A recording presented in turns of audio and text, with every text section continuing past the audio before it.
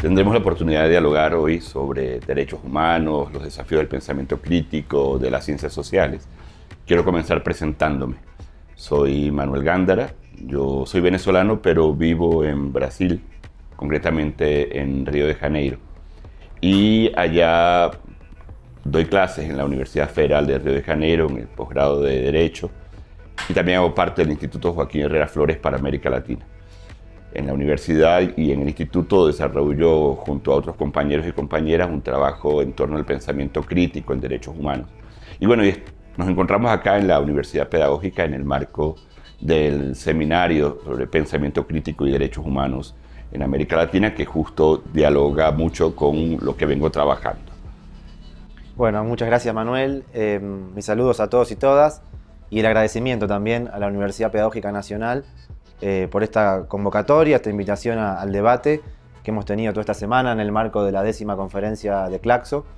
Bueno, en mi caso me presento, soy Marcelo Maisonave, soy de la Universidad Nacional de Rosario, de Argentina, profesor allí de Derechos Humanos y de Derecho Constitucional. Y bueno, junto a Manuel también somos investigadores del grupo de trabajo de Claxo, denominado Pensamiento Jurídico Crítico y Conflictos Sociopolíticos, y es en este marco que hemos venido a Bogotá esta semana para participar de la conferencia de Claxo que mencionaba y también de este seminario que estamos desarrollando aquí en la Pedagógica.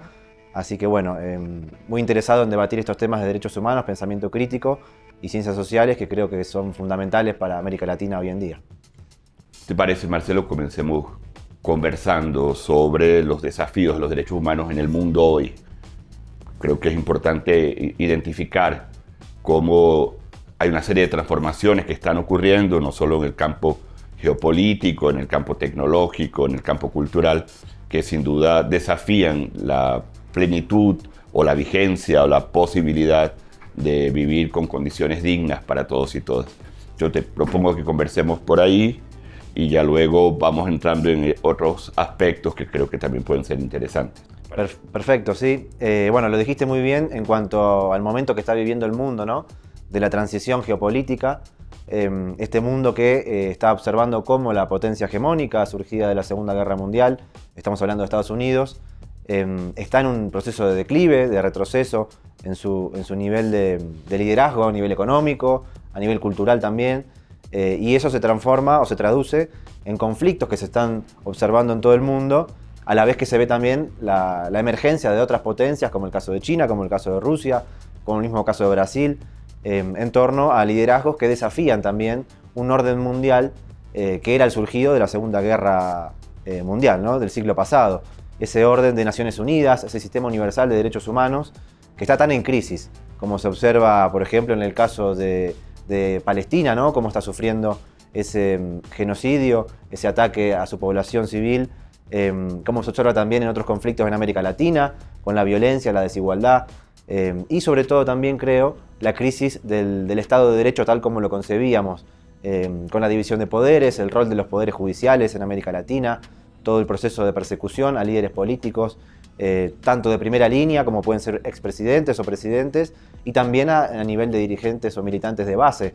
Creo que eso también se observa aquí en Colombia, en México y en grandes partes de la región. El tema del cambio climático, creo que también hay que mencionarlo porque está atravesando todas las transformaciones sociales, lo que eso provoca en migración también. Y otro punto que me permito mencionarte, y antes de pasarte la palabra, la cuestión de las transformaciones tecnológicas y su impacto en el mundo del trabajo, las plataformas y también este planteo que el proceso del neoliberalismo todavía sostiene de limitar o retroceder en materia de derechos laborales conquistados a lo largo del siglo XX. Bueno, cómo se observa eso, esa fuerza de las grandes corporaciones económicas que pretenden limitar derechos laborales, derechos sociales, derechos de seguridad social, de jubilaciones. Creo que todo eso desafía claramente a los derechos humanos y las herramientas que tenemos tanto los ciudadanos como los estados para enfrentar eso, ¿no? Sí, yo creo que coincido contigo con que esto que podría parecer solo una transformación del ámbito de lo económico o de lo político, es importante que veamos cómo eso está impactando directamente en la posibilidad de garantizar derechos, porque a veces pensamos los derechos solo como un asunto de carácter jurídico, como si los conflictos sociopolíticos en torno a nuestra realidad no afectaran directamente, no condicionaran, no determinaran la posibilidad o no de disfrutar de los derechos. Bueno, justo nuestro grupo de trabajo trabaja, por eso se llama conflictos sociopolíticos y pensamiento jurídico crítico, porque no entendemos lo jurídico, los derechos, el derecho al margen de estos conflictos sociopolíticos. Y yo estoy de acuerdo contigo, yo creo que si no pensamos los grandes desafíos que significa, por ejemplo, el neoliberalismo, no solo como forma de organización económica, sino fundamentalmente como racionalidad, que de hecho está transformando nuestras subjetividades, que está condicionando el modelo de sujeto que vive en nuestra sociedad. Un sujeto cada vez más individualista, más competitivo, que se entiende más como un empresario de sí que como un ser social. Eso sin duda termina impactando en la posibilidad de articularnos, de organizarnos, de juntarnos para luchar por condiciones de vida digna para todos y todas. Tú pusiste también muy bien el desafío tecnológico. Yo creo que sin duda la tecnología como herramienta puede servir para cosas muy, muy buenas, pero el problema es cómo se hace uso de esa tecnología en el marco de una sociedad capitalista, racista, patriarcal, que creo que son elementos que no podemos olvidarnos a la hora de pensar, bueno, cuál va a ser el uso posible de la inteligencia artificial, de la robótica, y a lo que ya vamos asistiendo efectivamente es a un deterioro en las condiciones de los trabajadores y las trabajadoras, pero incluso en una transformación del mundo del trabajo con el gran problema futuro de desempleo, de precarización aún mayor, etcétera, etcétera, que sin duda va a afectar la posibilidad de vida. Por otra parte, el tema medioambiental, que hablamos mucho de crisis de medio ambiente, pero en realidad creo que habría que entenderlo como una crisis múltiple, de múltiples factores. Llegamos a hablar incluso de una crisis civilizacional, porque no es solo la crisis climática, es crisis alimentaria, es crisis energética. Entonces, todo ese conjunto de crisis que no hacen más que evidenciar las consecuencias de este modelo capitalista, patriarcal, racista, colonial, que afecta la posibilidad de que las personas, sobre todo los más vulnerables, las personas que históricamente han estado en condiciones de vulnerabilidad, puedan vivir esa vida digna que queremos para todos y todas. Y junto con estos elementos, yo creo que es importante tener una mirada que identifique a esos grupos sociales, a esos sectores de la población que han venido resistiendo. Pueblos indígenas, comunidades negras, población LGBT, las mujeres, el campesinado, que normalmente desde una mirada muy moderna, occidental, citadina, muchas veces no los reconocemos como sujetos políticos, como sujetos de derecho y como sujetos que producen conocimiento. Yo creo que ahí tenemos todo un desafío en la construcción de derechos frente a este campo de retos que nos está presentando el momento actual. Sí, y me permito también agregarte ahí su contrapartida, que son los discursos de odio que se están observando en América Latina y en el norte global también, sobre todo contra estas poblaciones, ¿no? Contra las mujeres, sobre todo las mujeres organizadas, contra los pueblos indígenas, contra los trabajadores en general, e incluso hasta con las personas ancianas o personas con discapacidad.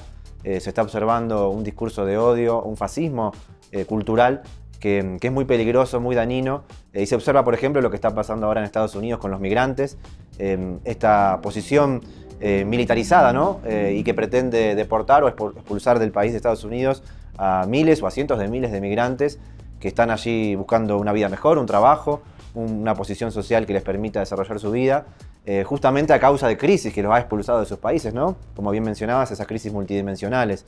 Pero creo que este desafío del discurso, del relato cultural y de los lazos comunitarios son fundamentales ponerlos sobre la mesa, porque si no va a ser muy difícil que se generen estos encuentros de cooperación, de solidaridad, que creo que son fundamentales para elaborar nuevos paradigmas en derechos humanos, ¿no? Porque en definitiva, si está en crisis el modelo surgido, decíamos antes, del sistema de Naciones Unidas, el sistema interamericano también de derechos humanos, si eso está en crisis, bueno, tenemos que repensar cómo reformamos eso, cómo lo mejoramos o cómo generamos otros espacios de solución de controversias en derechos humanos, y creo que necesariamente tienen que ser protagonistas estos sujetos que mencionabas, ¿no? Si te parece, Manuel, podemos ir un poquito más hacia casos nacionales, en el caso tuyo, el caso de Brasil. Si querés empezar con cómo ves hoy la situación social de derechos humanos en Brasil. Sí, yo creo que es importante solo agregar una cosa más, porque fíjate, hablamos de los discursos de odio, hablamos de los desafíos en el campo de derechos humanos, y creo que no podemos ignorar que, incluso para darle contexto al caso brasileño o al caso argentino, como es el tuyo, que estamos frente a un ascenso de las extremas derechas en el mundo, además un ascenso, yo diría que sin pudor, cosas que antes nos parecían imposibles de ser presentadas, ahora se presentan con el mayor descaro, discursos de odio, discursos de discriminación.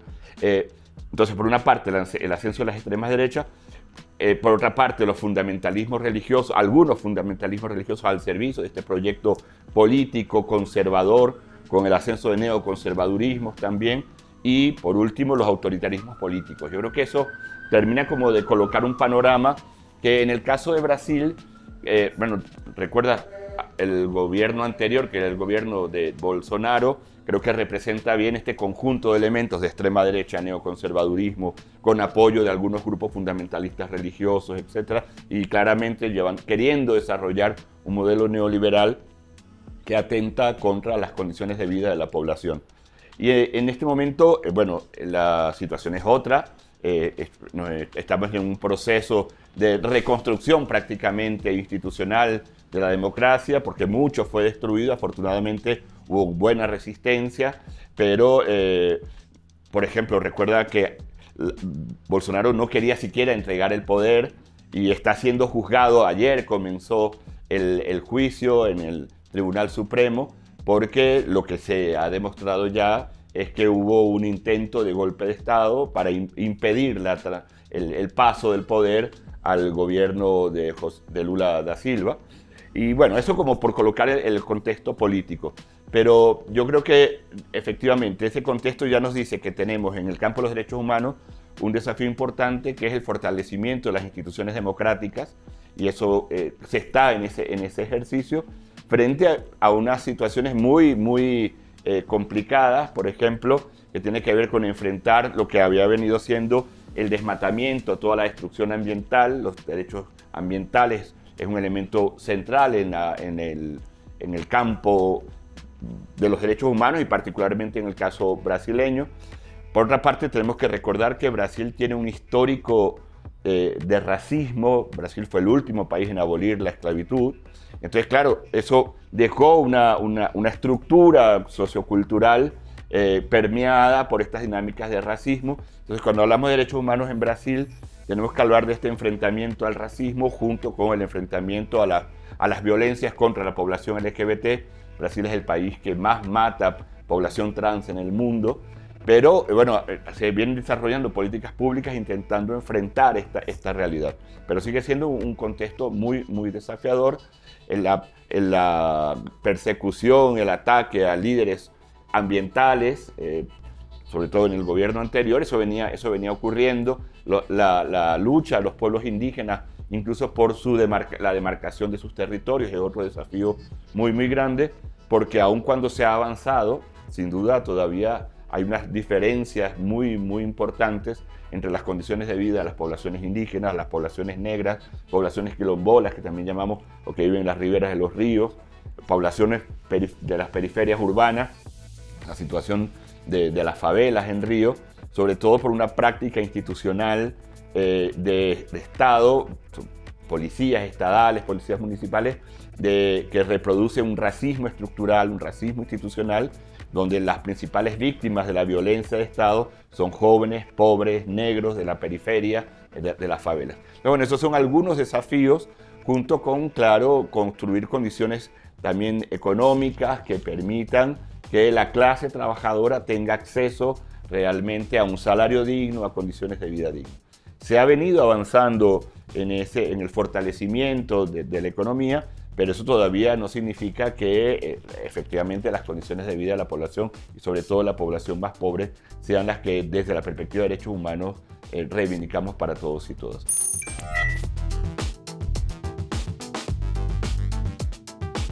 Es una causa plagada de arbitrariedades, de irregularidades, de vicios al debido proceso y un posicionamiento geopolítico internacional que busca totalmente romper los lazos con América Latina. Lo tenemos a Milei atacando permanentemente a otros líderes o pares de la región.